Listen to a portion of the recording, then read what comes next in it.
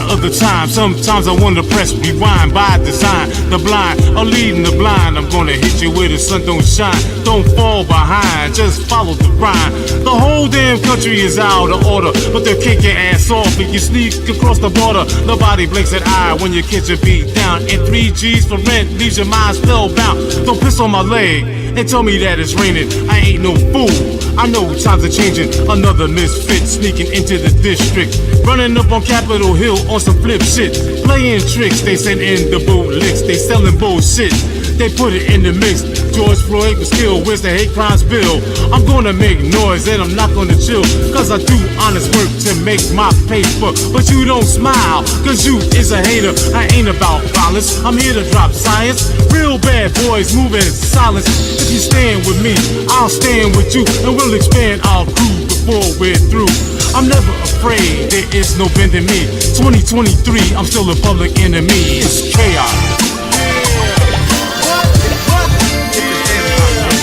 Chaos. It's chaos. It's chaos. I stay raw, I'm still funky to the core. Both eyes open, both feet on the floor. I can't turn back, gotta stay on track while I'm spitting my facts all over the map. May 19th, a holy day for Eric J, so take the day off and put it on display. It's time to think twice and appreciate life while you're walking out the door with your tracking device. And like a veteran, I've been in the trenches while other MCs just sat on the benches. For real, everybody's hood is the same. The only difference is the motherfucking street names. We built this bitch, don't try to lie and change the narrative and try to imply it's not a dream. I've got a head full of steam. The truth will knock you out just like Mean Gene. I'm grassroots, straight from the soil. It's about to boil like heating up oil. Don't need your permission to establish my position. Until my last breath, I'm gonna be on a mission. New York, Chicago, home of skyscrapers, invaded by a bunch of landscapers. Left winger, right winger, it's a humdinger. I'd rather be a motherfucking rhyme slinger. It's chaos. It's chaos. It's chaos. It's chaos.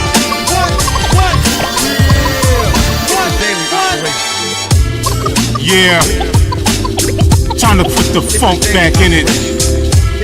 You know what I'm saying? Real rhymes, real beats, real scratch, that real boom bap. From the boogie down Bronx all the way around the map. 50 years of hip hop plus. KHX short shot 2023. DJ D-Flex, Eric J, we out. Stay real, y'all. It's a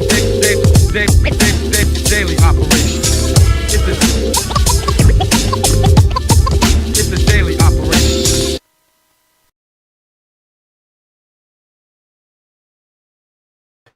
It's chaos. Y'all know the deal. My dog Eric J is with us. Hip hop legend, veteran, Funk Hall of Famer with me in the thing. And you know, this brother, man, he goes back. He is the history. He is the history. So if you're watching this show, know that you are watching the history. This brother came up. He knows them all. He got the stories. He got the swag. This brother be bringing the receipts.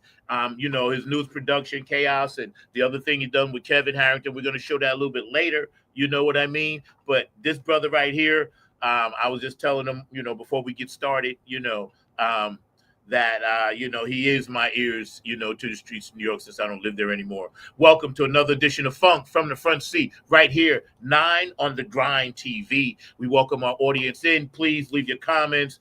You know, drop your comments in during the week. We've been doing great with these little video shorts and numbers, over 1,000, 1,200 hits we've been getting. So we appreciate that. We appreciate all the sponsorship that we're going to talk about later. My producer, Mr. Mark Lee, back there, always smooth, always classy, never sassy, never laughs, always fast behind the glass. I love that brother, and he be doing his thing, kicking it, you know. Right now, you know, we got my dog's picture right there, and he represents a lot about what the successful black man you know, and how he can manipulate and get to where we gotta, you know, get to in this life. And a special shout out to my funk sister Cynthia and my dog Eric J for the anniversary. So, you know, I was there at their wedding. So I know, man. So I love y'all, man. And it's like right now I'm giving you that big virtual ass hug, you know. So without further ado, Mark, bring my dog in. Eric J is with us today. What up, man? Yo, what's up, man? How Peace. you doing, man? How you doing? What's up? Peace. We good? We good. Every time I see you, bro, I've never seen you not smiling. I don't care, stressed, not stressed. I'm always stressed out, so I never smile. But every time I ever seen you, you always bring a sense of calm, man, to chaos. Thank you. I appreciate that, man. And, you know, and thank you for, you know, getting me back up here, man, and saying what's up. It's all good, man. Yeah. Uh-huh. We had to wrong that right last time because you know we couldn't have that. We ain't going out like that. You know what I mean? It's like whatever it was that day, you know, we got rid of that devilness, you know what I'm saying? And that's why we're here today and we got it fully operational, you know. So man, how's your family doing, man? What y'all do for the anniversary and all? What you doing? Well, this will be our 21st anniversary. Thank God. You know, we hanging in there. We still together. We love each other, and you know, we just feel blessed to be together all these years. And Yeah. we have a pretty strong union, and we probably go out to eat, you know, for our anniversary, you know, and celebrate that way, you know, on the quiet tip, but it's going to be cool. You know, it's, I know. See that's a beautiful thing because I also heard a little birdie told me that you had your third grand. not grand, great grand. Great grand. Yeah. Whoa, great grand. All right, so Yeah, yes, sir. I bow down. I bow down. I can't leave out a generation. Great grand. Wow, that's incredible. Uh-huh. That's dope, man. That's like it brings such a smile to my face to know that because y'all family to me. So it's like, yeah, you know, this family just constantly continues to grow. You know, and I love having, you know, the young ones around, man, because you know they're so much fun, and you know when you tell them things, you can see that they absorb it, and you can teach them things, and you know it's such a beautiful thing having, you know, the young ones around, man, to pass, to pass it on. Inspiration. Yeah, exactly. I try to tap into young people's brains wherever I meet them at, you know. Same, because they're very inspiring because it's innocence. Yeah. You know, definitely. Before they get out into the chaos. Yeah, exactly. Yeah, because you know, and then you know they remind you of that you were a kid at one time too, and you know, don't forget that. You know, I'm still like a big cartoon head and all of that, man. You know, even at my age, I can still watch Popeye and Bugs Bunny. Oh, same. Yeah. I watch all the cartoons, man. You know, late at night. I was like, and they funnier now because they got funnier now. because they got those adult connotations that I didn't get as a kid. Yeah.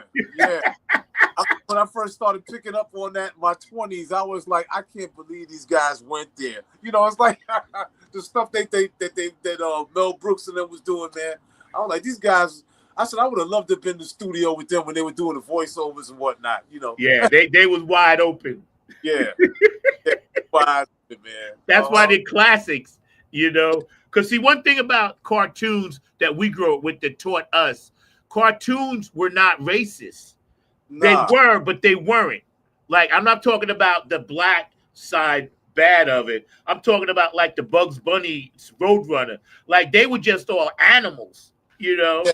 So they had their own prejudices against everybody else, but basically they was just wide open because that's just what they did. It wasn't about, they had no agenda.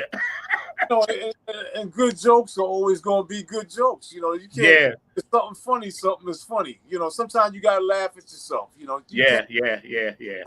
But so serious. Right. All the time now, especially in this era we living in, man, with the the nonsense and Yeah, I know. the negative connotations of everything that can be thrown every which way, and people are just now throwing stuff every direction and seeing what sticks. Yeah, You I know. know, You it's know. sad.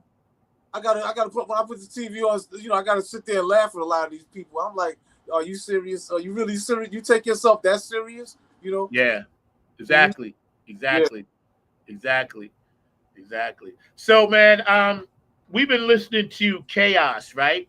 And I yeah. know you write a lot from your heart and things that inspire you and past experiences. And take us back to who your family was in the music game. Before we get to you, you have some very famous uncles and cousins and things like that. So tell our audience that really, wants to get to know your upbringing and whose wing you were under. Well, my great uncle was a drummer named Sonny Greer, and he played for Duke Ellington, and he was Duke's drummer for a long time. And my mother told me that Uncle Sonny went down to New Orleans, and that's where he met Duke, and he brought Duke to New York and introduced him to all the local cats that Uncle Sonny was playing with at the time, Right. and they became Duke Ellington's orchestra, and and Uncle Sonny taught my cousin Milton how to play percussion and drums, and Milton went on to play with the Undisputed Truth, the Moment of Truth, Millie Jackson, Gil Scott Heron. He played with Eddie Kendricks. He was in Eddie Kendricks' band, so he played Eddie Kendricks' last gig. Oh And, my God. yeah, he said Eddie, he had lung cancer. He had a lung removed, and Eddie he would go out and sing a song, and when he finished the song, he would go and he would walk off stage and hit the oxygen and come back on. And he said, that was one of the best nights he heard Eddie sing. I said, wow, And, when I had another cousin who lived in the D.C. area. His name was Robert Northern.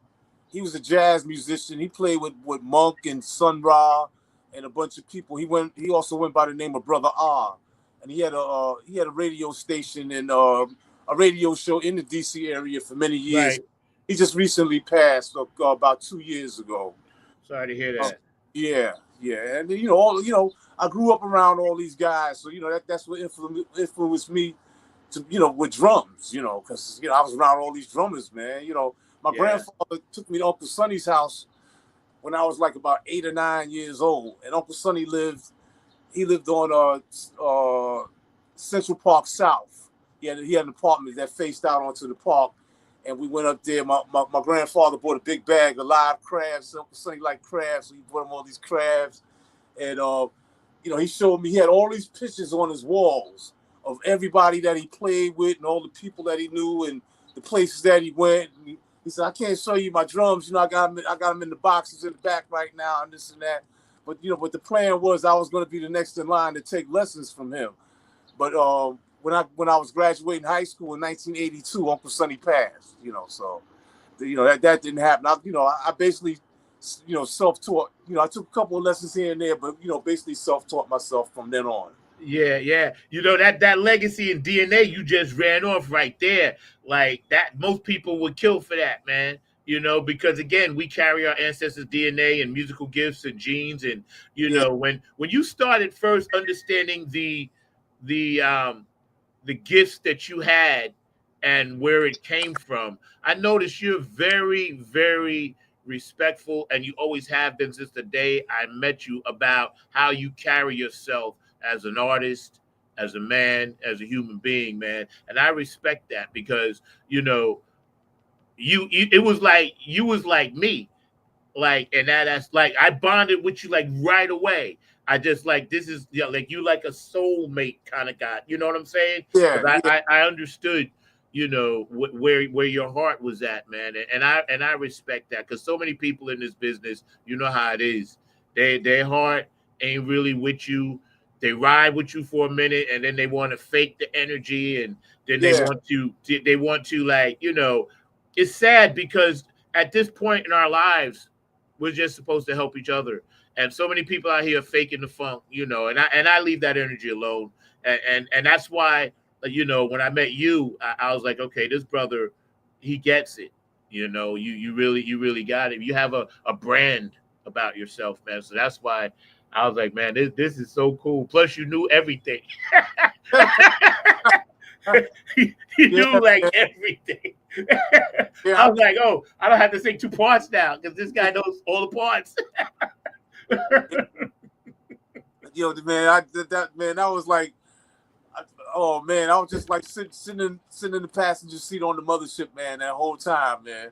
You Yeah, know, it was a lot of fun, man. So when you finally got into, like, you know, growing up, and then you know, let's fast forward to all of these great rappers that you came up in the street with. And today we're hanging out with my main dog Eric J. You know, hip hop, you know, long time independent artist, and you know, doing his thing up there in New York City. So you know, we're gonna drop one of his other songs that we got coming up to Stay on Code in a little bit. But we thank you guys for tuning in. Funk from the Front Seat every Saturday at 12 o'clock. We're hanging out with Eric J. So when you started getting that, oh man, I got a scratch in the records, and how did that come about?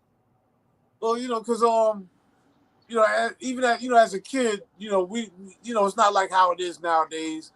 We had records as children. Yeah, Whenever you heard a hot song on the radio that you really like, all you had to do was walk up the block to the local record shop and pay it 99 cents, and you get two songs for 99 cents. And that's as a kid that we collected every record that we could get. My father would always come home with records and piles, and every payday it seemed like, oh, this guy yeah, got an album out, and oh, Mandrill got an album out, and all these good groups at the same time. And my thing was I just stay in the living room by the record player. You had the record player, you line up the records, you put it on, and yeah, pop one by one. right. And then, me and my friends would start experimenting. I like that part of the record, and just needle, pick up the needle and drop it on that same spot and just keep it going and see if we keep it on beat. So, and then the DJ thing started, in my neighborhood. And, I didn't think about being a DJ because, the guys were older than us. We were like 8, 9 years old, and these dudes was teenagers, bringing their equipment outside, and playing all the jams, man. So, but, so I got interested after I went to a party at my high school after a basketball game. And it was done by the Collins brothers. And, man, them cats was in there cutting breaks and the sound system, man. I was blown away, man. Like, and they playing records that I never heard before either. That was another thing. They're playing records I never heard before, and they're only playing certain spots on the record with the drum breaks. And and they're keeping it going, making up a groove at the same time. And I'm like, that was just amazing because I never seen nobody do that before. And they had their 3 MCs getting up there, getting busy.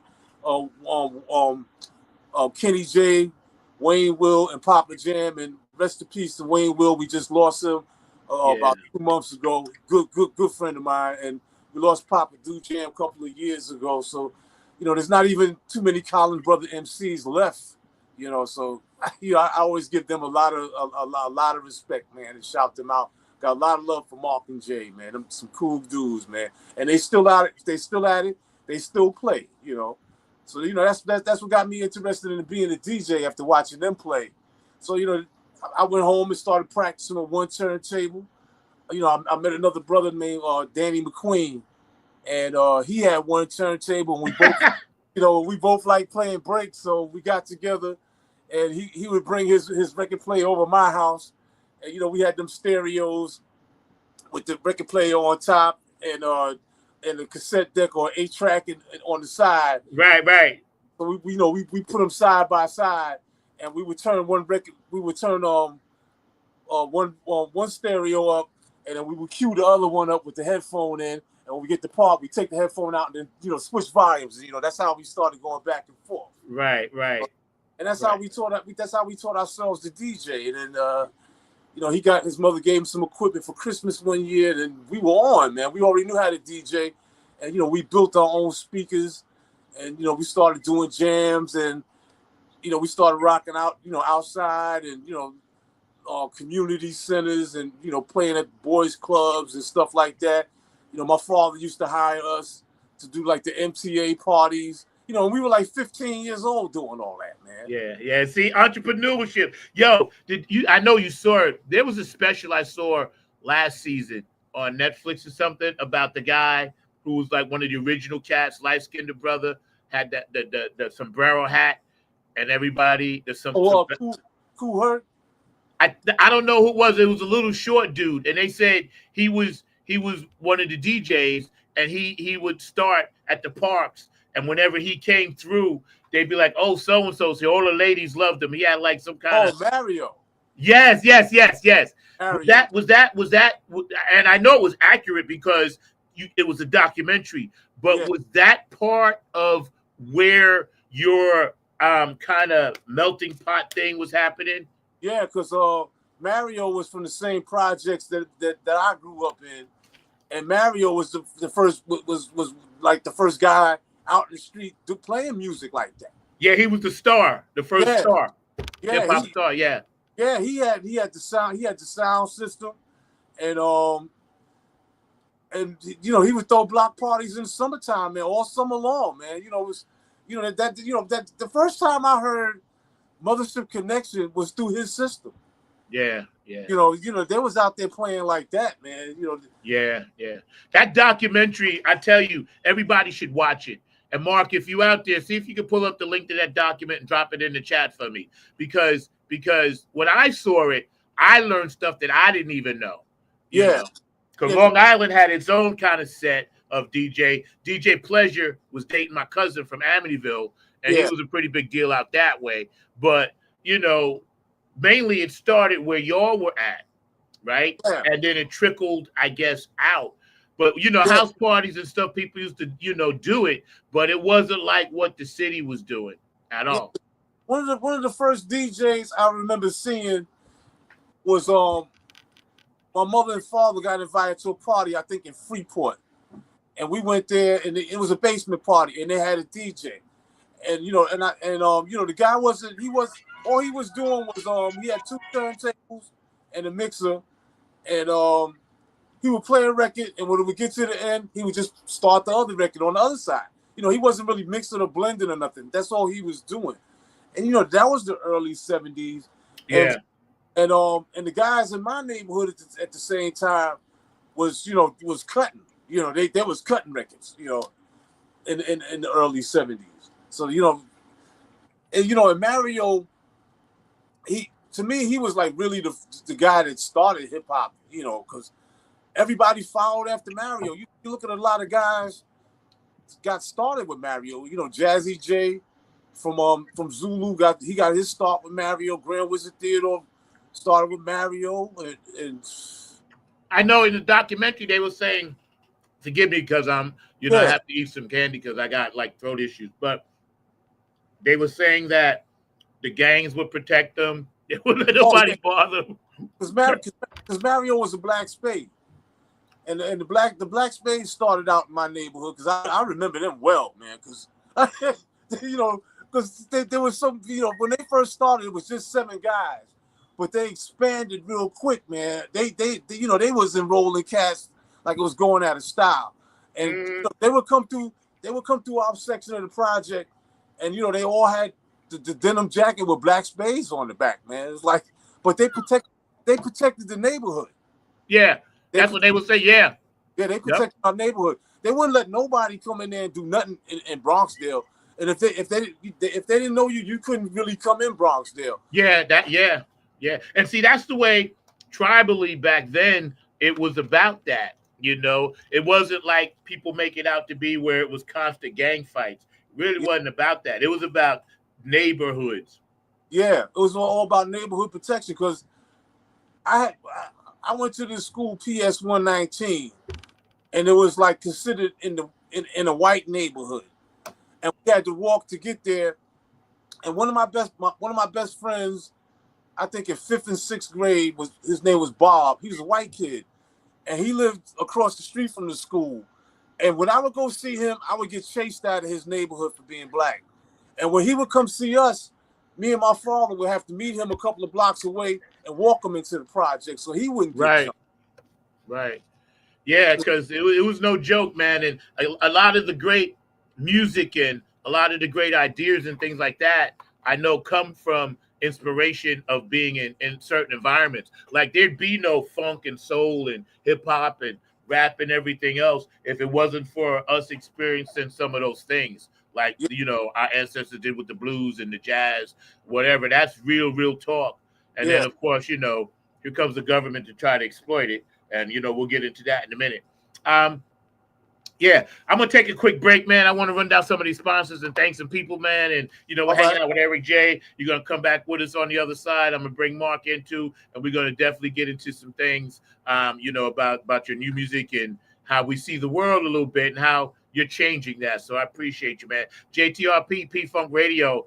Thank you so much, man. I'm glad to see you back on the air last night. That was dope. Gabe and Larry, Funks and Jones, Robin Circle, P, Philly Phil, and of course, my man, down there in Funk Chronicles, David Webb. Thank you. And I know you're on P Funk Radio too. And Bootsy and Patty, of course. Love you guys.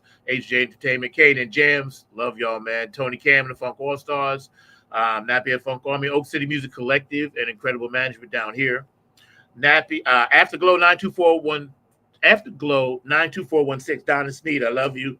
Come back on soon. And Q&A Entertainment. Brooke Cladgett, I know you had your birthday, so happy birthday. I got you last week, and I know y'all had your record party at your farm, so I hope that went well. Patricia Dioria, Curtis, Wilcox, and George DeFuncovinci, all the artwork you see back here. These beautiful people are constantly hooking me up. Dr. Brookenstein, thank you for taking care of the website. And I got something for you to actually add. DJ Coccolino in Italy, and DJ Elizabeth in Ireland. And, of course, DJ Monica, I love you to death in Sweden. Thank you for spinning my stuff over there. And all the Funketeers around the world, all the beautiful people that support us. Cindy K. Lane, thank you for being a massive supporter, and we really appreciate you. And please send me a drop, so I can actually show it. I got a few more drops for you guys. I just want to shout out some people. So many people help, Mark and I do what we do, and we really appreciate that. So, a lot of times we just want to make sure we don't miss people. So my girl Lisa Love right Royal here, Funk fans, Cali. this is Lisa Love, aka Alpha Unc Omega, coming to you from Love's Temple here in Southern California, inviting you to Nine on the Grind, Funk from the Front Seat with Zach Robinson. This is what I want you to do for me. Tune in every Saturday at 12 p.m. Eastern Standard Time, 9 a.m. Pacific Standard Time. Come join the meeting of minds. I guarantee soul's growth and high vibrations, not to mention the love. Keep it. It's Peppermint Patty. Hello to everyone, all of our Club Funketeers all around the world. I want to say this to you. You're watching FFTFS on 9 on the Grind TV every Saturday, 12 p.m. Eastern to 9 a.m. Pacific. Oh my goodness, what a wonderful show it is. And it's with our Club Funketeer, who? Zach, on the 9. Zach is the vice president of the Club Funketeers. So we lift him up every day, and we thank him for keeping the funk alive. All right, go ahead. Let's do it, number 9. Peppermint Patty. Peppermint Patty, thank you, man. Love you, Boosie. Y'all are dope. Always support what we up, do. everybody? This is Kevin from the Kevin Harrington Experiment, and you're watching Funk from the Front Seat with my brother, Zach, Funky number 9 Robinson. If you didn't know, now you know. Hey, y'all. Linda Shiner here, talking about my brother from another mother, Zach Robertson's Funkin' from the Front Seat podcast. It's Saturday afternoons, 12 o'clock Eastern, 9 o'clock on the West Coast, and 10 and 11 in between. We talk about, I'm on there sometime, we talk about politics, music, of course, what's going on in the world, and whatever kind of floats our boat that day. So y'all check it out. Like I said, Funkin' from the Front Seat, Zach Robertson's podcast, Saturday afternoons, 12 o'clock Eastern, 9 o'clock West. Peace. Hey, this is Jen Vanderputten, writer of Code and Prose. You are watching Funk from the Front Seat with Zach Roberson.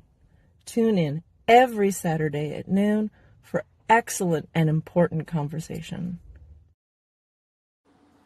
This is Joe Keys of Joe Keys and the Late Bloomer Band. Just did a show with my man Zach. Number 9, that's right. Number 9's got it going on. Check out Funk from the Front Seat. Zach Robinson, serious good vibrations, y'all. What we need. Peace. Hey fam, what's goody good? What's really good? My name is Jeff Roberson from the gospel group called Jeff Roberson and New Life. And I'm coming to you from the town that we had to name it twice. It's so nice. New York, New York. And I'm bringing you some news about my brother from another mother, Brother Zach, who's bringing you his hot new show called Funk from the Front Seat. Listen, he's bringing you funk from the vault, from the past, from the present, and into the future. He's got that music that makes the hair on the back of your neck rise up. He's bringing you funk all the way down to your toes. This is that funk that makes you really want to groove. Stay tuned. Don't touch that dial as he brings you funk from the front seat. Listen, let's go. Jeff be cracking me up, but he's perfect hype man. You know, one more. Hey, this is Keith Jackson with P-Funk Radio, inviting you to check out my brother Zach Robinson with Funk from the Front Seat. Saturdays, 12 noon on the East Coast and 9 a.m. on the West Coast. It all happens on 9 on the Grind TV and also on YouTube. Great guest, great conversation each and every Saturday. That's Funk from the Front Seat with Zach Robinson on 9 on the Grind TV and YouTube. Check him out. And thank everybody else for watching and hanging out with us, man, because you guys are always making this show what it is and making it possible. We appreciate it, and we love the fact that we get to sit here every week and put out content that will actually help feed your soul, help feed you spiritually, help feed the world. You know, we're back on with Eric J, my dog, sitting here chilling. Again, I want to thank you, man, for taking the time to hang out with us, man, and, you know, give us your journey on this hip hop journey, man. And when you realized the Public Enemy, the Run DMCs of the world, and, you know, Yo MTV Raps of the world, and hip hop had became this phenomenon that they started dropping in George and Drake and all of Dre and Snoop and all of them out on their West Coast thing. And when it became right before the nonsense got involved, there was a couple of years where it was so righteous. And I guess the powers that be realized, listen, this is going to awaken people's consciousness. So we now must shut it down. Because at first they wasn't sure how it was going to work, you know. And see, I got into, I was like, I wasn't really into hip hop. I was into it because, you know, you listen to it, but I got into it when I heard Redman start dropping that P-Funk stuff. I was like, oh, so now they got something for me. You know what I'm saying? Because the other stuff I liked, you know, Grandmaster Flash, that song is class. That song should be the national anthem of the country. Don't push me because I'm close to the age. Even more these days, man. You know, yo, bro. When I first heard that song, I lost my mind. Yeah, there wasn't a car stereo or radio anywhere. Yeah, that wasn't listening to that song at 12 o'clock in the afternoon on WBLS. I remember the first time I heard that as well. We were at a block party in the Valley in the Bronx, and they put that joint on, and we was like, oh man. And then Then they played just the instrumental for like a half an hour. Yeah. And we grooved just off the instrumental for a half. That's how fat that joint was. That's and see, you know what's weird? Because in Amityville there was this little tiny place, like a roller skating rink, and Curtis Blow was doing his tour, and he had came through there in Roosevelt at the roller rink, and I was working with a band called Caution, and we opened up for him. Okay. And at the time, I didn't know what to expect. Right. I seen two guys bringing a turntable, right? And then he was there and his son was there, little guy, and that was it. And I was like, it was odd to I was like, how is this dude gonna entertain? You know what I'm saying? It ain't no instruments or nothing. How is he gonna entertain? And he you know, the break. Then I was like, oh, okay. I see now where we going, you know. That first chord. Yeah. Then it was out. It was over, you know. Yeah. But see, you know, that was like that was a commercial record and everything, and that introduced a lot of people to hip hop. You know that and Rapper's Delight. But you know, what was really going on before it even made it to wax was the DJ making a groove with the two turntables. Yeah. And MCs rhyming on top of that. That to me that's like the real essence of what hip hop is. And, you're right. You know, because when you see it, especially in those days, because you were coming to a party, and the DJ would be playing like, you know, the top hits of the day, like whatever, like the dance songs was of the day, you know, and everybody would be getting into a party mood. Then next, you know, somebody get on the mic and start talking some stuff, you know, not even really rhyming or nothing. Then next thing you know, they would just start rhyming, and then the music would transgress from being dance music to just beats. And to see that, and it would happen like you wouldn't even realize it was happening. And the next thing you know, it's just beats and rhymes, and it's coming at you so fast. And it's like, you know, and then guys is passing the mic to the next man, and this and that. And, oh man, it was an experience back in those days. Yeah, it sounds like, for anybody that didn't get a chance to experience it, it was such an organic time for that style and that creativity. And the techniques that were being developed on the fly. Yeah, on the fly, man. On the fly, man. And you got the DJ up there working. He's changing the music. He's going in the crate, pulling out something else and changing it before the other record even ends. You know, it's like it was. Oh man, it was amazing. You know, because I had a lot of gigs. I used to help guys carry the speakers in and watch it being born right there. Putting it together, building it, watching the first people coming in and the whole nine, and the first people hit the dance floor, and the next thing you know, the strobe light is going, and it was crazy. It was crazy. Yeah. I tell you, remember when that video, Don't Push Me, when the video came out, and it was just there were other dancing videos and popping videos and things, right? But when that came out, and the dude was just walking down the street talking it, saying it, Grandmaster Flash. And his message, he was pro-black before pro-black became a thing again. Yeah. You know what I'm saying? And that's why we got to get back to that now, and not be, you know, segregated, be inclusive, but keep in mind, conscious rap is what it should be about. Yeah, because my favorite rappers today are like Eminem and Pac and all of them, and they're conscious with it. But I'm sorry, go ahead.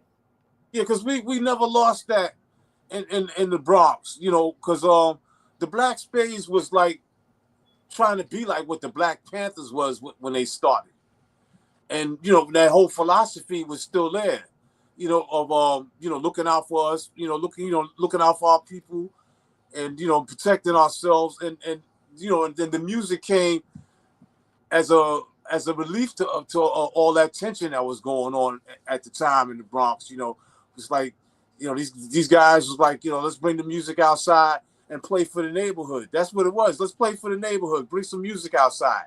That's what hip hop started as.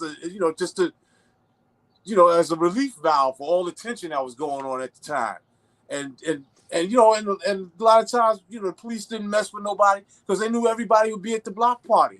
It's like all the kids in the neighborhood is there. We ain't got to worry about nothing jumping off nowhere else, and the kids are entertained. Yeah, yeah, yeah.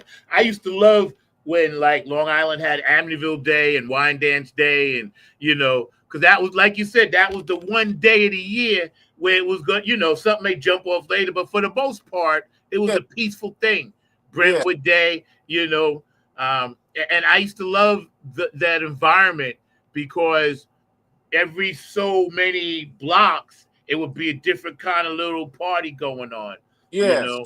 yeah, Um, and I used to think to myself like, okay, we've shifted from live band music yeah, to this other thing, and the other thing was cool, but as an artist it took time to adjust to it because you're like, okay, now where do I kind of fit in, right, how do I become part of this process, and it right, was it was a struggle for a while because bands really didn't have anywhere to go because yeah, DJs just came through and like they was everywhere.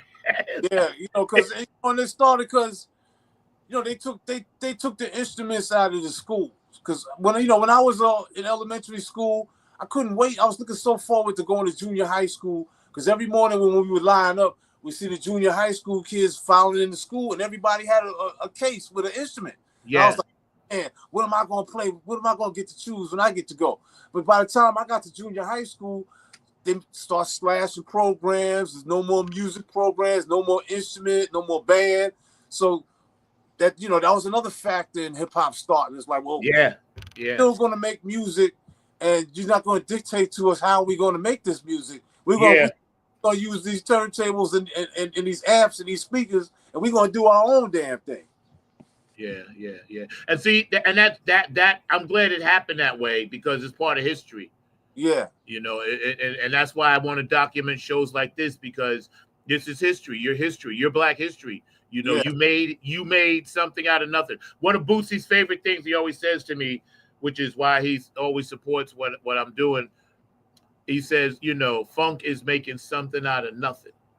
it is. It And is. that's what it is, man. You Yeah, take that idea and you know, and I always consider hip hop as as a as a child of the funk, man, because the whole atmosphere yeah, of our early parties was what the funk was, man. yeah. And all the music we played was the funkiest stuff that we could find. I mean, I've heard, man, there's records I heard at them parties I haven't heard again, man. It's like I go around asking people, yo, man, you remember this beat? Try to hum it. It's like, nah, man, what you talking about? Like, Yeah. You know what's funny?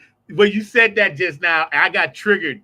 Remember that beat? Doom, doom, doom, doom, doom, oh doom, yeah, doom. That classic cut in. yeah, that's Bra. What? Who was that? That's Bra by Samande. Yeah, I remember hearing that Yeah, everywhere. Right? yeah, They'd be partying, like you said. yeah, Everybody be doing their thing, and then all of a sudden that would come on. Motherfucker, kick an extra gear. yeah, yeah, yeah. You know what I'm saying? That's a You classic. could be in it hard, and when Yeah, that hit, you was like, oh. yeah, yeah. That's still, I remember that so vividly, bro. yeah, Good times, man. real good Sweat, times, man. drinking, partying, and just dancing. No knuckleheadness, just dancing. I can remember being at a party and DST played this one record, and I was like, "Oh man, that break is crazy, man!" And then to find out years later, it was a record made by Jeff Beck. I was like, "Wow, man!" By who? Jeff Beck, the guitar player. Oh, right.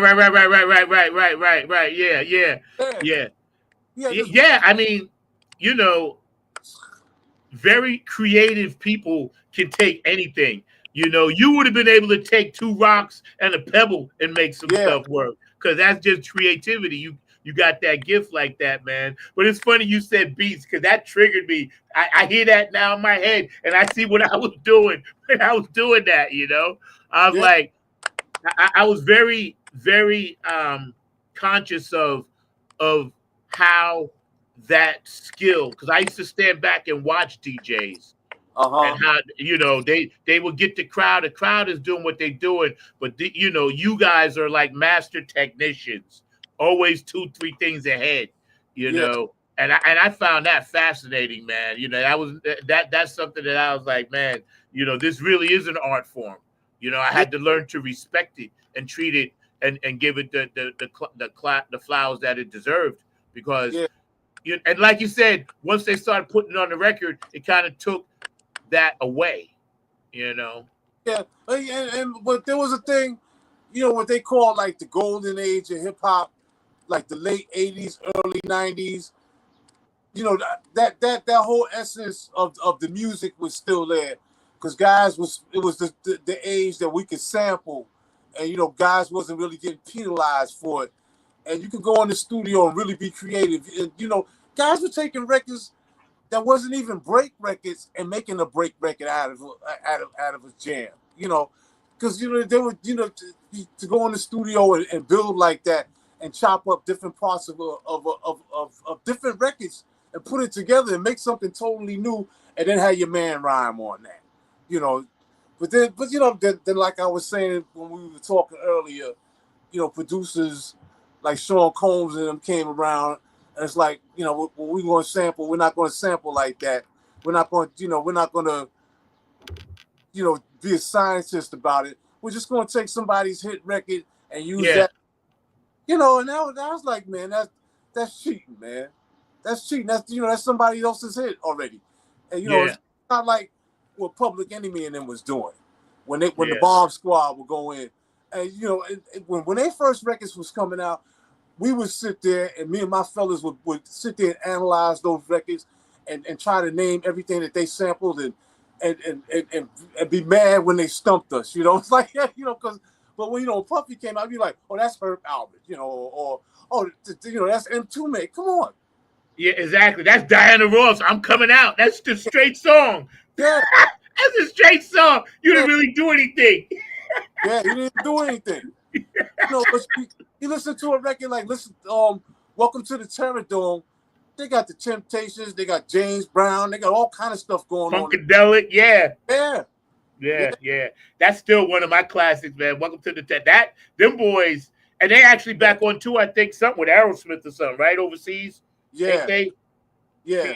Yeah, I think they back out there. It's good to see, because we need it, I'm getting ready to drop something soon that I'm gonna send you and let you check out, kind of like on the same mindset that we in now, man. Tell us now about, before we drop Stay on Code, about your consciousness when it comes to how the world is being run into the ground by the demons. Well, this is man, it's like every day is like something goes on. It's like, I didn't see that one coming. It's like, because it is so freaking out of control now, man. It is so freaking out of control. And a friend of mine years ago turned me on to a lot of guys that gave lectures, and they spoke on these things so many years ago, and everything these brothers was talking about at these lectures, people, oh man, that's far-fetched, but it's like, I was listening to them, I was like, man, these guys, they got a good perspective on what's popping, and everything they said is already has come to pass. Yeah, absolutely.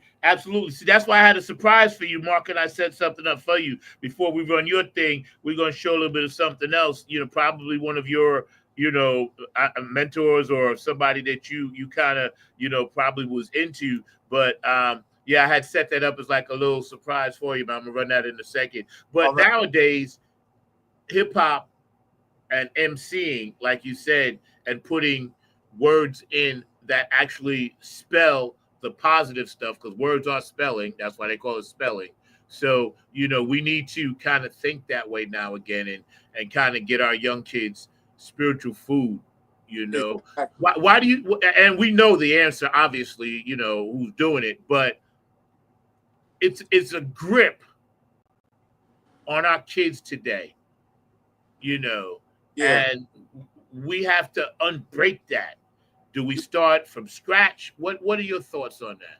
Well, the work is cut out, man, because there's so many distractions for the youngins, man. I mean, they got it coming from every direction. Whether they're sleeping or if they're awake, man, it's like they bombarded 24/7 with stuff. Yeah. And it's tough. It's like you really got to grab them and try to keep them focused, you know. But you know, I see a lot of young kids that have their heads on straight. Me too. Me too. So, I see more that do than don't. yeah, because they can see through it too. Yeah, they know. Because a lot of them have good foundations, and if you have any kind of common sense, you know right from wrong, so you just got to do your part to help them along as best you can. Yeah. Check this out, man. Before we run yours, there's a little surprise for you. So All right. relax.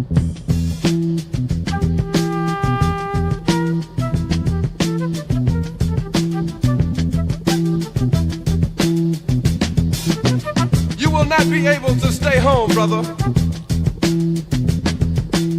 You will not be able to plug in, turn on, and cop out. You will not be able to lose yourself on Skag and skip out for beer during commercials because the revolution will not be televised. The revolution will not be televised. The revolution will not be brought to you by Xerox in 4 parts without commercial interruptions. The revolution will not show you pictures of Nixon blowing a bugle and leading a charge by John Mitchell, General Abrams, and Spyro Agnew to eat hog maws confiscated from a Harlem sanctuary. The revolution will not be televised. The revolution will not be brought to you by the Schaefer Award Theater and will not star Natalie Woods and Steve McQueen or Bullwinkle and Julia. The revolution will not give your mouth sex appeal. The revolution will not get rid of the nubs. The revolution will not make you look 5 pounds thinner because the revolution will not be televised, brother. There will be no pictures of you and Willie Mae pushing that shopping cart down the block on the dead run or trying to slide that color TV into a stolen ambulance. NBC will not be able to predict the winner at 8:32 on report from 29 districts. The revolution will not be televised. There will be no pictures of pigs shooting down brothers on the instant replay. There will be no pictures of pigs shooting down brothers on the instant replay. There will be no pictures of Whitney Young being run out of Harlem on a rail with a brand new process. There will be no slow motion or still lights of Roy Wilkins strolling through Watts in a red, black, and green liberation jumpsuit that he has been saving for just the proper occasion. Green Acres, Beverly Hillbillies, and Hooterville Junction will no longer be so damn relevant, and women will not care if Dick finally got down with Jane on Search for Tomorrow, because black people will be in the street looking for a brighter day. The revolution will not be televised. There will be no highlights on the 11 o'clock news and no pictures of Harry armed women liberationists and Jackie Onassis blowing her nose. The theme song will not be written by Jim Webb or Francis Scott Keys, nor sung by Glenn Campbell, Tom Jones, Johnny Cash, Engelbert Humperdinck, or The Rare Earth. The revolution will not be televised. The revolution will not be right back after a message about a white tornado, white lightning, or white people. You will not have to worry about a dove in your bedroom, the tiger in your tank, or the giant in your toilet bowl. The revolution will not go better with Coke.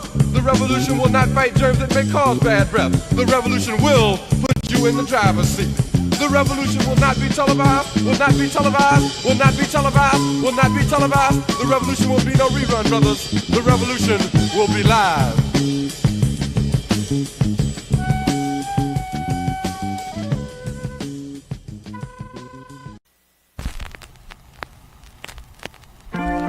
Hey, yo, Eric J, what's good, baby? I ain't seen you in a minute. Yo, what's up, fam, man? You know, just do what I gotta do, making moves, man. Taking care of the family, you know what I'm saying? Alright, what's up?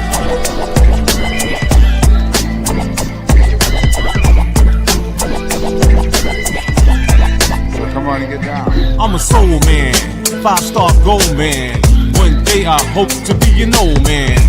Pull out your phone and scan, man. Always on guard like a ruffian. The real ones are gone, I stand alone. It ain't the same without my man T-Bone. We used to bowl guard all the way to the hardest heart. Last car, straight out of the train yard. Yo, son, America East is young. They set the table with a motherfucking ghost gun. What's up with that? Settle up with the fallout. In and out, 3 minutes for the knockout. It's not for debate. The haters are gonna hate, don't make me wait, cause I'm not gonna be late. I see you on the street, I'ma give you a pound. I'm still holding it down.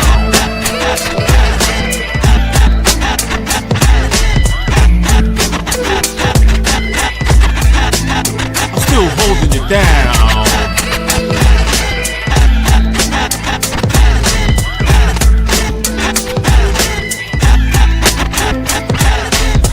in the day I used to roll with strippers, but never compromise my grippers. I won't risk my life for a little bit of paper, a midnight capers, or busting on my neighbors. Sitting at the table, watch me deal the cards. My head held high, I'm on the job. Even as I get older, still looking over my shoulder. 5-0s, one-timers, jump outs and rollers. Everything that glitters ain't always gold.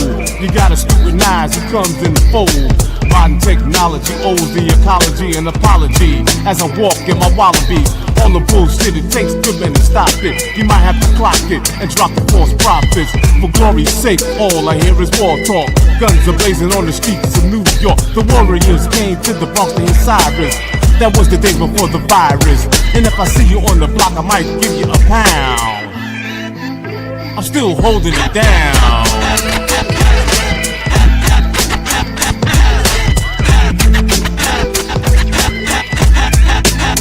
Still holding it down.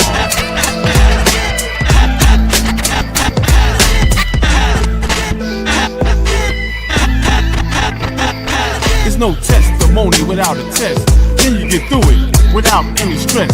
Turn on the lights and sort through that mess. At the end of the day, I did my best. Don't push me, son, I might just flex. Speak to me with cash and checks. In this day and time, I get respect. My head's on a swivel, looking for what's next. Money earning, Mount Vernon. Said I'm an original, 58 years, analog to digital. Gave you the keys to open up shop. I'm the man, standing up on the block. You don't have to say my name, do your thing. Whatever you do, stay true to the game. I see you on the street, I'ma give you a pound. I'm still holding it down.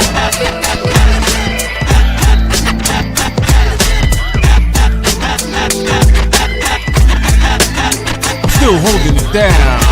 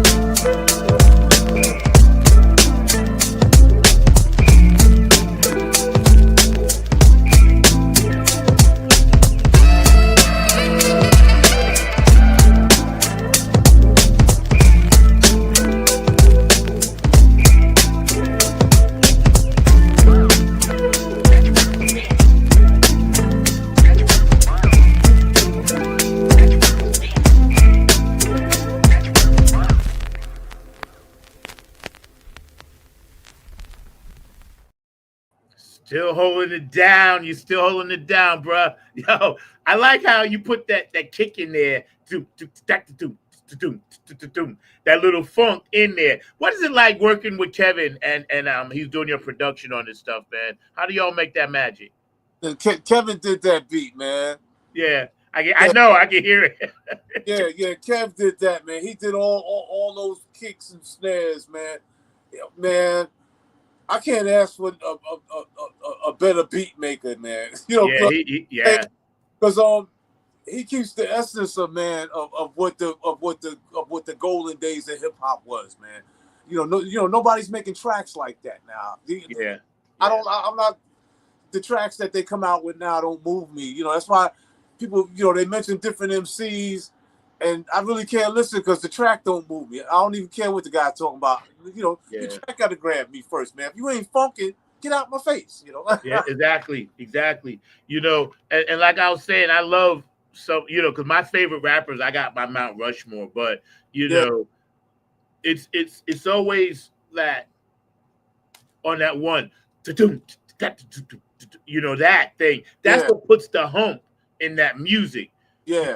Especially when you blast it and that one hits you in the chest like that. So that sounds. I love the simplicity of it, but at the same time, is technically proficient. That's what makes Kevin so good. That's why I love having him work on my stuff, bro. Because all I got to do is just tell him an idea, and then he just does it and then Yeah. sends it back. So It's Kevin, funky. you the It's man. funky. You know, what can you Yeah. say? Kev's a funky dude, man. True that. Uh-huh. Yeah. I'm very fortunate, man. To have him on, have my back, man. Thank Yeah, for sure. Ain't we all? Trust me. you. You know, brothers to the bone, man. I know Mark is looking up stand code. We had it, but then sometimes StreamYard will take stuff out and then, Uh-huh. put stuff back in. But I wanted to see, Mark, you got that one back there, stay on code? The video, Eric J? You find it? Yeah, because we want to show that too. Now, I had some more questions for you. Going forward, yeah, right. It's on the one, right, George? My dog down in Texas. He said that's on the one, man. So kudos to you. Yeah, George. Eric is one of the OGs. From the day. So he kind of like you, Cindy, and the rest of us. We're trying to, this brother is definitely leaving that legacy for the young kids to understand. And that's why you appreciate it so much, man. When going forward, let's look at the Spotify's of the world, and I'm not calling out any one brand, trust me. And how this thing with we transfer, how little by little the little sharks are nipping at whatever pennies we could possibly get left. You know what I mean? Like we know the government going to take their big chunk. Any major labels, they're going to always take what they want. But now, Kevin said something to me the other day, and all the stuff about these platforms. They actually want to try to own bits and pieces of the song simply because you're on their platform. And it's like all aspects of society they want control over, man. And this is another part of it, man. Now we're going to, you can't own your own music. That's why I had more respect for the days when we used to press our own records in Philly and throw them in the trunk and sell them at the mall. Money came straight to the artist. But with this, you're trying to get your music out, and somebody's like, you got to pay. We get in the cut because you're using our platform. Yeah, that's crazy. And you're right. Yeah, it's crazy. Okay, go ahead. Yeah, because my feelings is it comes from the administration that's in DC now. It comes from the top down. We got like a crime family in charge, and they running everything like crime. They grifted. Yeah, they grifted. Yeah. Yep. It's all mafia stuff, man. It's like it is. We're muscling on everything. Yep. And if you got anything to say about it, we're gonna break your legs. Yep. Or kill you, or you disappear, or tapes disappear, or videos disappear, or people commit suicide in cells and you don't see them for 3 minutes. All kinds of stuff. I know, man. And, oh man, there's so much going on, man. And with these platforms, it's just another aspect of this, man. It's just like they want to muscle in. Right. Like when we play a nightclub, all of a sudden a guy show up. Hey, can I talk to you for a minute? It's like, who are you? You wasn't even at the show and you want to get paid. Yeah, exactly. And with this new thing now, because I have some friends that work at iHeart and stuff, and I'm friends with them on a personal level because that's their gig and they have some show. I was actually on one of their shows, but I saw all this coming a while ago. As soon as they have the platform that you can transfer music, and I can't really say the name, whatever, but it's like, I was like, well, how come you got the premium? Just always give me the free one. Yeah. Why are you trying to charge? I'm gonna come for the free one. Yeah. So why you even have the other one up there? Yeah. And so this one will transfer in 3 seconds, but if you use the free one, it takes 5 minutes. Yeah. Like, why do I care how long it takes? I don't care how long it takes. It's gonna get there. Exactly. Exactly. And now you want a piece of the music too? Yeah, now you want a piece of the music too. Yeah, like yo, I swear. you ain't play one instrument, you ain't write one damn lyric, and you still want to cut. You don't even live with me. Yeah, I know. I you know. you don't even live with me. Oh man. You know, oh man. Like a bad science fiction movie, man.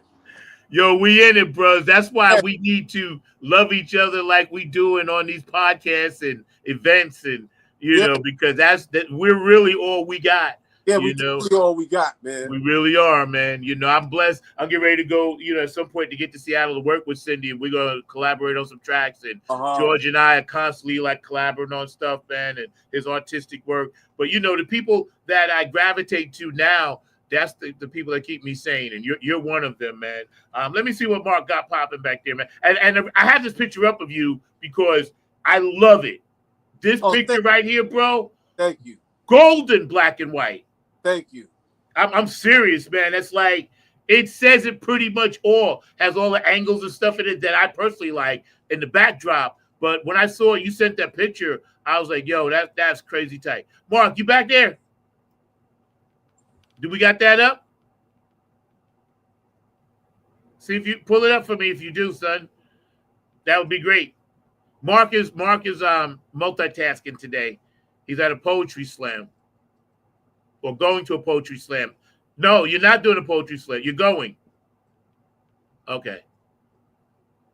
He said he's going at the Hayti Herald. I'm trying to work with Hayti down here too to get some stuff done, man. So, but I'm going to see you real soon because, we got some things we got to finish up there. So, stay on code. What was that about? Oh, that was just about staying on code, man. There's like basic rules that we all should be following just to be sane and working with other people and taking care of our own and all of that kind of thing. That's basically what I was driving at.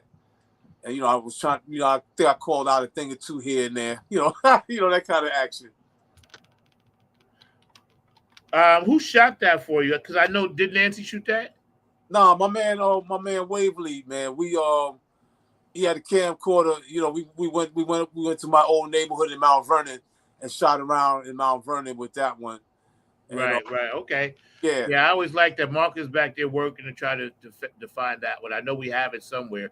We got so many videos in here, man, from the years that we've been blessed to actually take these journeys with people, man. It's really cool. And sometimes I go back and I just look when I have time just to see all the stuff and people that we've talked to and things like that, man. And it's like really, it's interesting, when we have people on that are always positive and that are aware of the sign of the times. I call them the dark energy drainers because they're out there. And beware, everybody. I'm telling you, just beware, man, because it's crazy. You ever notice, like, when hip hop became a straight government commodity, that it went into every single commercial? Oh, definitely, yeah. Because I can see that they seen what it was. That through the music, because if you know sound, and you know how to manipulate sound and frequencies, you know how to go right into certain parts of people's brains and bring your message directly into them. And with music, how it grabs you, and they know they can grab the youth with it and inject it with all this garbage, man. It's like it's like I said, it's like a bad science fiction movie, man. Because they seem before they got involved, and we were doing music outside of the so-called industry, and it wasn't corporate or nothing like that. And everybody was just writing and speaking and making music as what came from their soul, man. And it was it was a lot of it was more diversified because it wasn't just party records, it wasn't just conscious records, it wasn't just gangster records, it wasn't just it was a whole different. You could You can listen to Kid and Play. You can listen to Big Daddy Kane. You listen to Public Enemy, Latifah, Moni Love. You know, you had the whole wide range of things. MC Light, that was my girl. MC Light.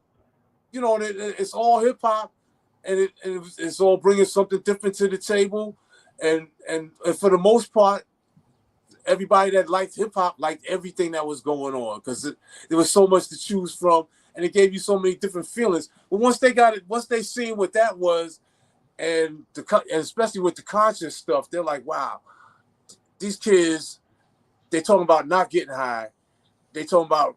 I used to run into people on the job and said, you know, because I listened to Public Enemy, I went to the library last night and I spent 3 hours at the library reading books. And it's like, you know, this is people that would never do that kind of stuff, but because they were following these acts, that's what they did. And it influenced them in that positive direction. And these corporations seeing that, and they said, we got to put a stop to this. We can't have all these smart ass people out here. And they're going to figure out they're going to figure out the hustle we running on them. So, you know what I'm saying? So straight up. Now, if we get control of this and we feed them, drink Ciroc liquor, get a million tattoos, you know, beat your girl's ass, you know. Oh, you don't. Matter of fact, you don't even like girls no more. You like dudes now, you know. You want to wear your pants down below your butt so all the dudes know you got a fat ass. You know, come on. This is all being interjected into these kids' minds through this corporate music, man. That's what I see. It's facts. Everything you saying, you spitting the truth, because the amount of energy that goes into or put it this way, the amount of energy and time the government spends on reprogramming and deprogramming and reprogramming, you know, people in general, especially younger people, you know, they know that it's very easy to do because now every medium is available. You know, every medium is available. So if they don't get you visually, they gonna get you with the music. If they don't get you with the music, they gonna get you with the food. If they don't get you with the food, they're gonna get you with all the appliances that never work right, that you bring it to your house. If they don't get you with that, then they're gonna get you with the cost of medicine. If you get sick, are they gonna get you with the death penalty? So it's like there's no rhyme or reason to how, like we said before the show started. To me, I'm like, yeah, they're just throwing everything up on the wall and see what sticks. Yeah. and just whatever happens. Because once you know, this is funny, Georgia Figure got once you sign a contract, you will need a musical exorcism. You are absolutely right. You got that right. For sure, because it deals with the devil, you know, straight up. That's why we got to stay independent, Cindy. I'm serious, George. We got to stay indie, man. And now they figured out, well, independent artists, we already paying them the 98 cents. So now we're going to take half of that. You know? I got a check from Spotify. It was for like $18. Wow. Yeah, $18. Wow. Yeah. That's what I'm saying, man. These are all mafia rates, man. You know, and you know that's why I rarely use like credit cards and stuff. Everybody's like, "Oh, you got your debit card, credit card, you go to the store." I'm like, "No, I'm paying cash," because you look at these interest rates, man, and it's like, you know, the mafia used to borrow at them same kind of rates, and if you didn't pay, they break your legs. These people are worse. Yeah, they break your credit, and next thing you know, you can't do things no more because they done broke your credit because you late. Yep. And see, when the mob ran the country, was actually better because they took theirs, but they let something trickle down to us. Yeah. You know, we had the trickle down effect, you know, but now the trickle down is gone.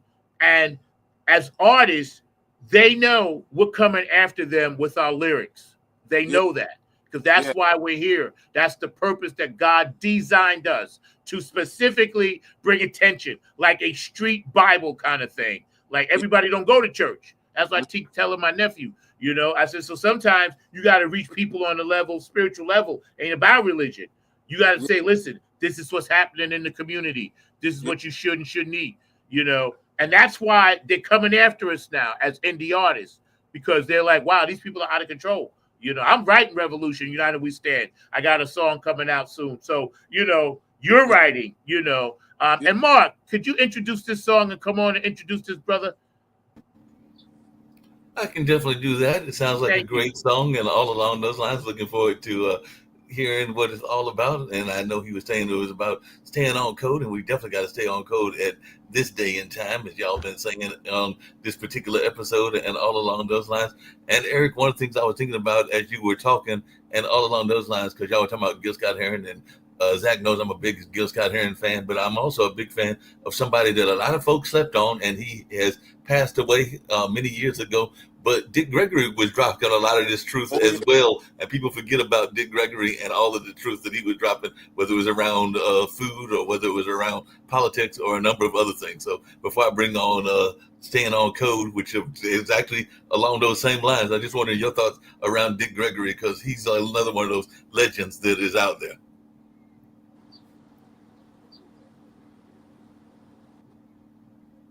My thoughts on Dick Gregory?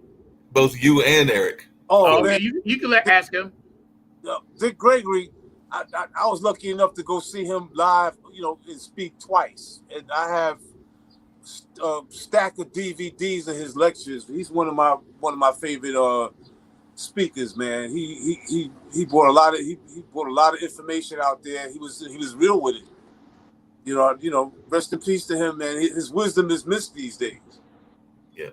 His wisdom is definitely a miss, but we're getting ready to play Staying on Code, which deals with a lot of what Gil Scott-Heron and Brother Gregory were talking about, and all along those lines. And by the way, that film that y'all were talking about was The Sixth Borough and everything along those lines. So it is The Sixth Borough that had Rakim and those on that. It actually played at Tribeca earlier this year. But right now, let's check out this very powerful work from our good friend Eric J. and all about Staying on Code. So let's check this out right now. This should be played at high volume. We have perpetuated this bullshit and killed our community. Gentlemen.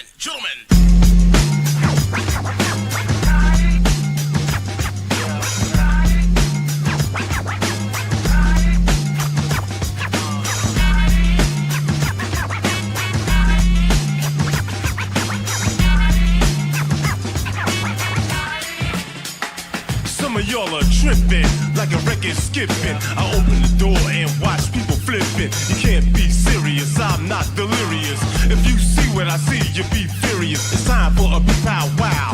Looking around, we're all Detroiters now. You fell into the habit of trying to be democratic. 60 years later, you got the same static. Sound the alarm, no time to be calm. The clock is ticking all the time bomb. You wanted civil rights, but you never been civil.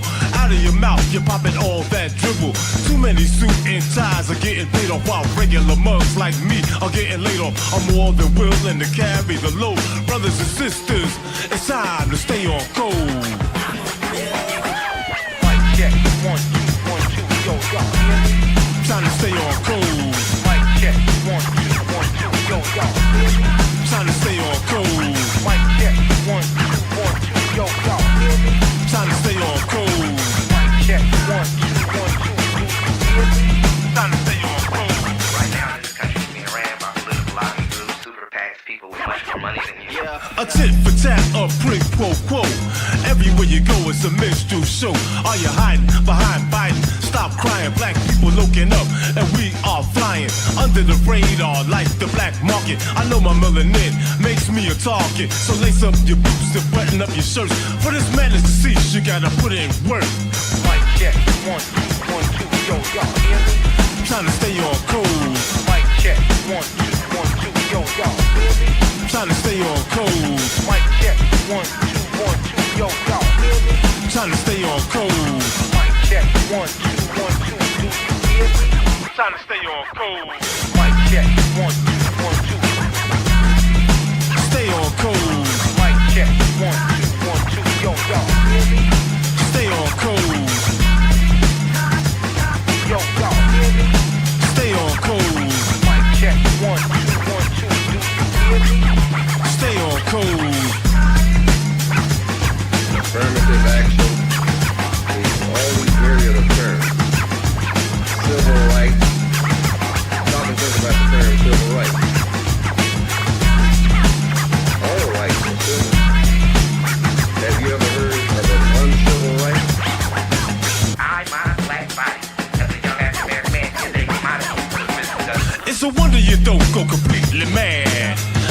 gotta do to get the bag. A slave to a system that has no guts.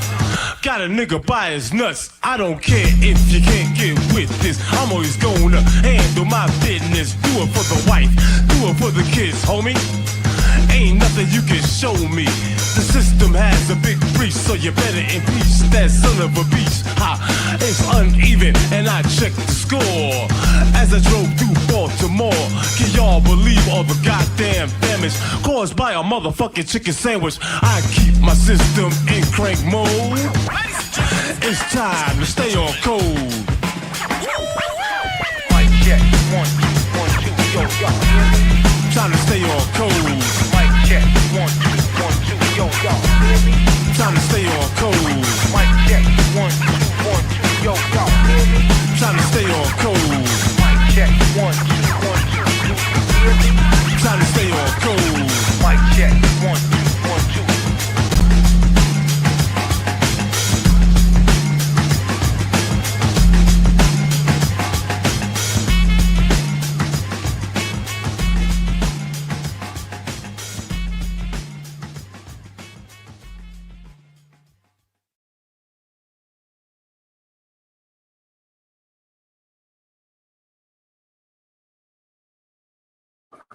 Time to stay on code. That's what's up. Exactly.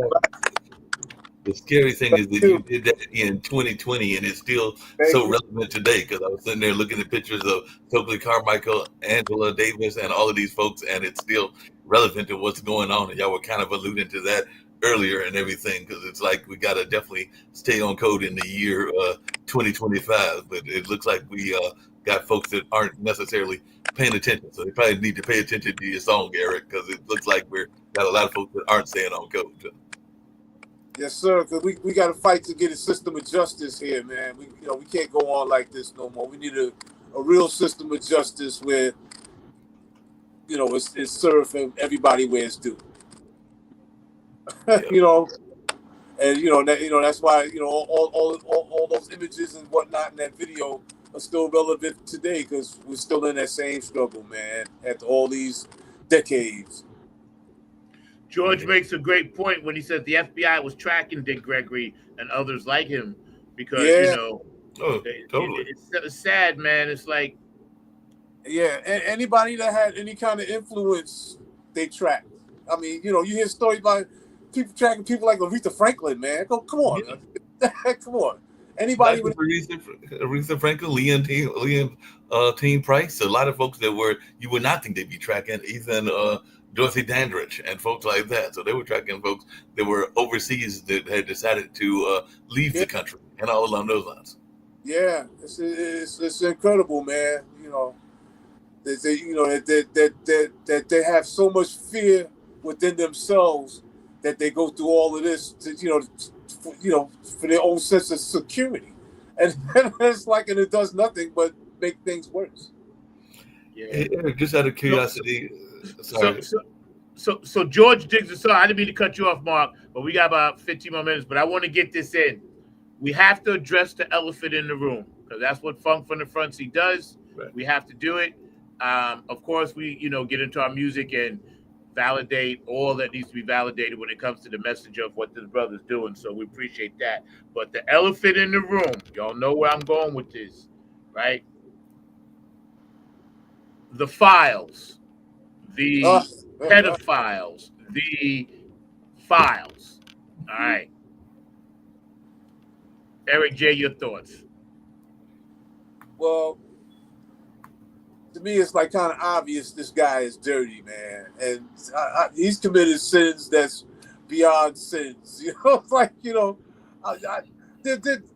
I've never seen anybody in my lifetime that I could, in modern history, I can think of that's been this dirty, man. And they just let him walk with everything. I mean, what kind of grip do you? I mean, you either the Antichrist or I don't know what to say about this guy no more, man. Because I mean, Jesus. I mean, now it's to the point now you're being exposed for raping children. I've seen stuff posted on Twitter where they show people that he's paid off and the ages that these children was that he touched and whatnot. Come on, man. And I mean, you won't even let a felon vote, and you put one in the White House? Come on. What's going on here?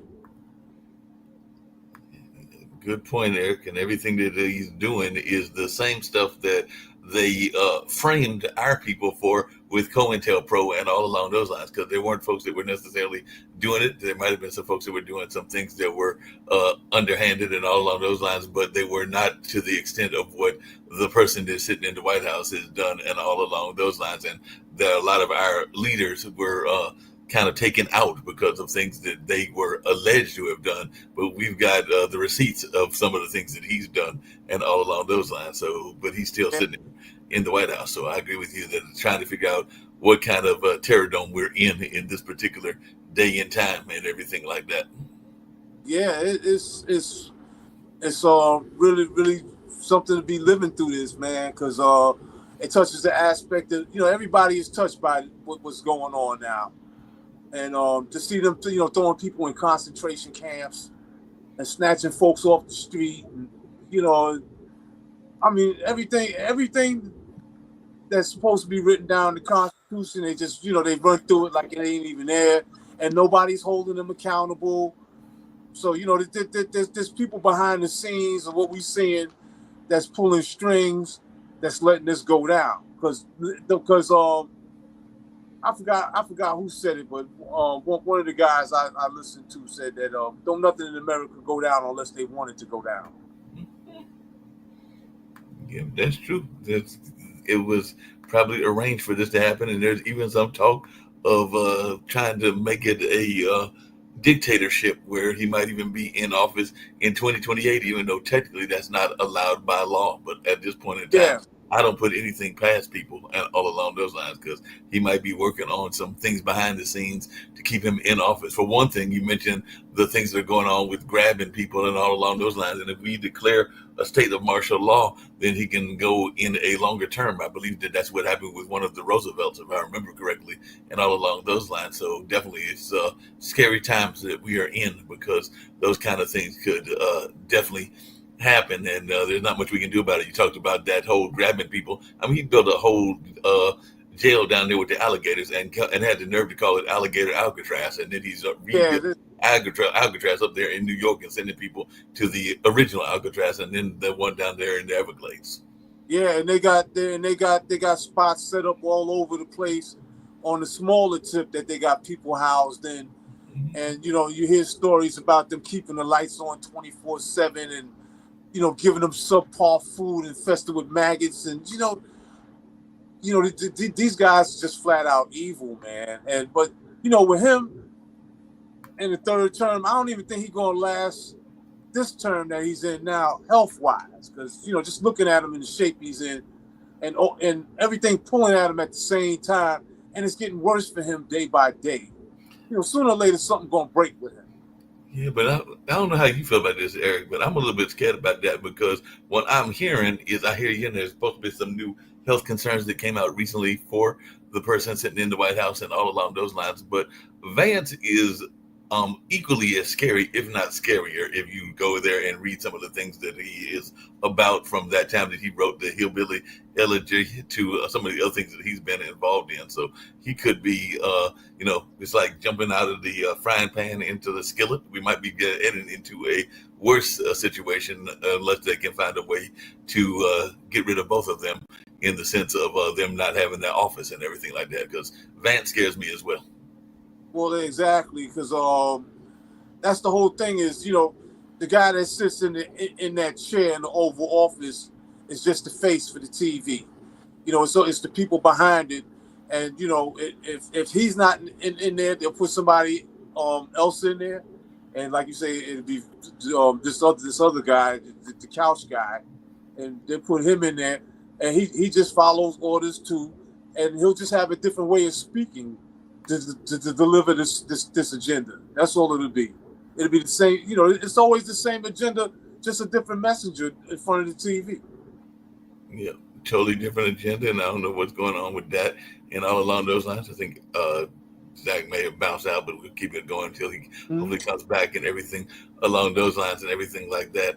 Just really quickly, just getting off the political side just for a second, but coming back to the music, who were some of those musical influences that were of yours and all along those lines? Because I know that even when I was growing up, my parents started a radio station in 1976. It was a community radio station, and they did some early hip hop. They actually had a hip hop show that was kind of like Zoom. It was run by young people, and I know hip hop celebrated its 50th anniversary like about a year and a half, 2 years ago, and everything. But they came out with a hip hop show like some year or two later and everything. And I remember some French hip hop. I remember Cool Herc. I remember definitely Grandmaster Flash, who y'all mentioned, and Yeah. Public Enemy, and a lot of others that were out there. And a lot of those were those conscious rappers. So I was just wondering who were some of those conscious rappers that influenced you and everything along those lines. Yeah. Well, before the rappers, the DJs that got me, started with this. I used to, the Collins brothers, watching them and their technique, and then Grandmaster Flash and Grand Wizard Theodore, and then I was good friends with the incredible DJ Wiz Kid, and I learned a lot about DJing from observing him, and Africa Bambaataa with his record collection. That's what made me deep into being searching out records and collecting as many records as I could. And Jazzy J, I used to watch him a lot, and the Imperial JC. Those were the DJs. The musician Kenny Ken, and those are guys that I looked at for my DJ thing. And with MCing, I watched the early guys too, man. The guys that got me like started rhyming was Dada Rock, Grandmaster Caz, Pow Wow, Master Rob, MC Globe. Those are the guys that I used to listen to. Was there a cat out of New York called Jocko or something like that? And for some reason, I was thinking, Jocko was a radio DJ in the 50s. okay. And he used to rhyme. I thought he used to rhyme, and I thought he was like early, even before hip hop was hip hop, that he was doing rhyming and stuff like that. And I thought that I'd heard that he was kind of like a predecessor to hip hop, kind of the way that the Last Poets and Gil Scott and others were. But it seems to me that I thought I remember him being considered a predecessor to hip hop. Yeah, he just go eat the Oh, Jocko, I'm back on the scene. With the record machine saying, "Ooh, Papa Doo, how y'all doing?" Don't ask me why I glitched out as soon as we started talking, but I did, so I'm back. We're back, and we can go back to the political discussion. I know we were. No, we good. We got a little bit of time left, but something weird in my building. I guess it gets too hot. I don't know. It's like 100 degrees down here for like the 3 months in a row. We've been frying ourselves in a frying pan down here in North Carolina. So I don't know what it is, but sometimes it just gets hot. I guess the whole system shuts down. But yeah, I was just listening to what you guys were saying while I was rebooting the whole computer. Thank you, Cindy. Thank you, George, for all your great comments. I'm looking at some of these things now. The KKK definitely pivoted the White House, about some of these things with this letter. The only reason I had asked about it is because since we actually do a show of information, that's part of what people are talking about right now. And like Brother Eric J said, it's like there's no way that, we're gonna like get out of this thing by being individuals. We got to come together, musically, artists. Let's just write as much stuff as we can and leave our mark here, so we're telling the truth. Be truthful in your art. Especially young people. It's important because it's going to be your legacy. Whatever you write now, that's what it's going to be about. We can write love stories and we can write love songs and, beautiful songs, and we can write political songs. But as long as it's from the heart, that's what we got to do. Doesn't matter what you write, as long as it's coming from that spot of caring, love, peace, and harmony, that our ancestors wanted us. And this is not about being a black thing. This is inclusive, everybody, men, women, children. It doesn't matter your race, creed, or color when it comes to spreading love. Anybody can spread hate, but spreading love is hard.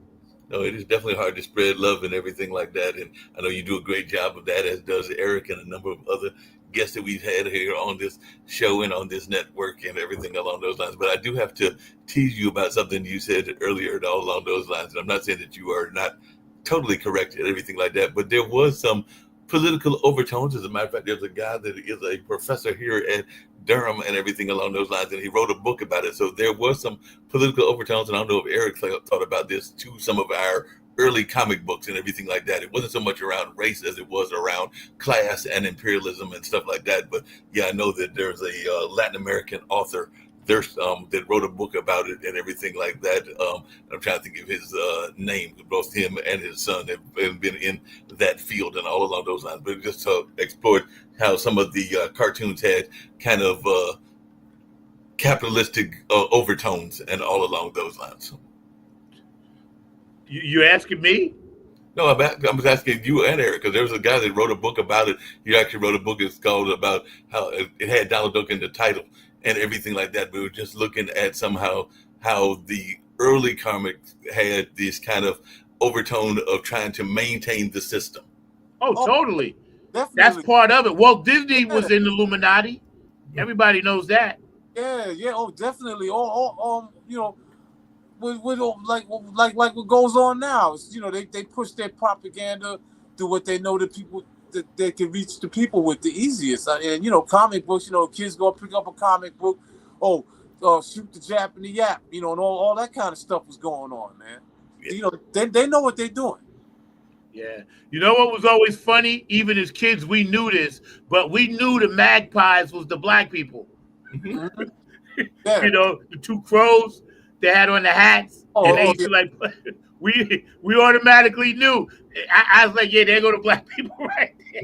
I watched the first Popeye yesterday because I downloaded all of the Popeyes. I watched the very first Popeye, and him and Bluto were at a carnival, and they had one of the booths, and they got a black face sticking through a hole, and they throwing baseballs at it. Yeah. You know, yeah, there's a lot of stuff that got banned, but you're right. It was some horrible stuff out there. Yeah. You know, representing how we as black people were seen. And see, now we've changed a lot of that, and we're going to continue to change it. You know, our white brothers and sisters that are down with us, our Latinos, Asians, whatever, they all know the deal, you know, because it was never going to get fixed, you know, until people started speaking on it. You know, just so I know we got to wrap up and get Eric to the last word and everything. But the book, just in case anybody wants to read it, is called How to Read Donald Duck, and the author is Ariel Dorfman. That's the author that is connected to Duke University. So if you're not familiar with that book, go get it. But it's basically a book that came out in '71, and it's a book by Ariel Dorfman and Armin Madelhart that looks at Disney from a kind of like a class and Marxism kind of point of view and everything like that. So it's an interesting book. I've actually read parts of it. Yeah, I think I'm gonna look for that. Yeah, there's so many things out now, you know, that are coming out from stuff that we grew up with and watched. And now that we have a chance to change it, we're blessed to be alive, to connect with people around the world, thanks to the internet, which is why I love it. I hate it, but I love it because it's a necessary thing. I never would have been able to meet people without reaching out through social media. But beware of this. Remember this. The first thing social media always asks you is what's on your mind. Okay. Yeah, exactly. So don't let the internet use you. You know, you use it for what you need it. Because anything that's going to ask you what's on your mind already has a predisposed notion about it. Right. Like they're talking to you. You're just an inanimate object. I'll tell you what I'm into, but the question, what's on your mind? They're literally telling you, listen, we want to know. You know, we want to know. So, yo, Eric, man, it's been great seeing you and vibing with you and laughing and glitching out. Wasn't you this time? It was me. Yeah, man. You know, it's been a ball, man.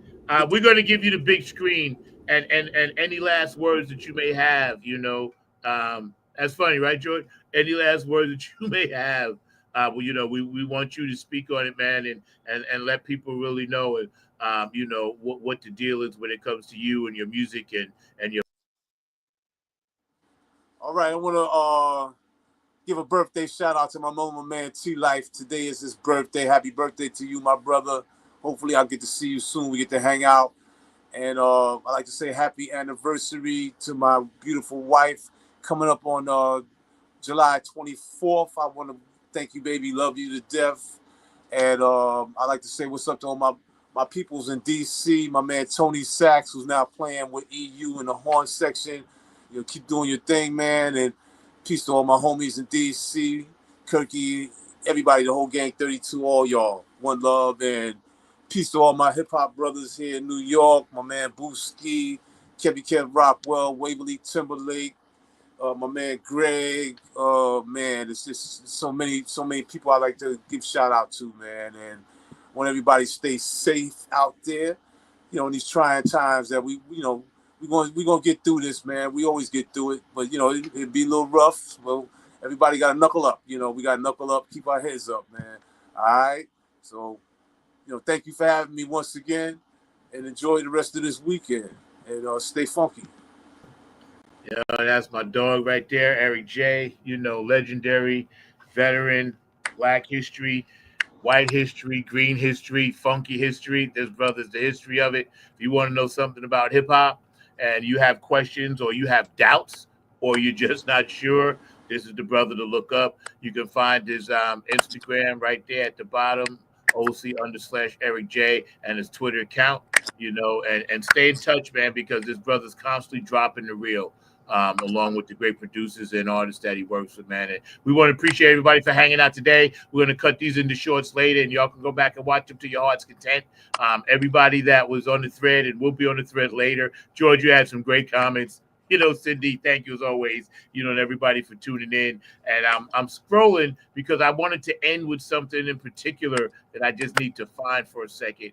So just give me a minute because we want to get out of here on the right note.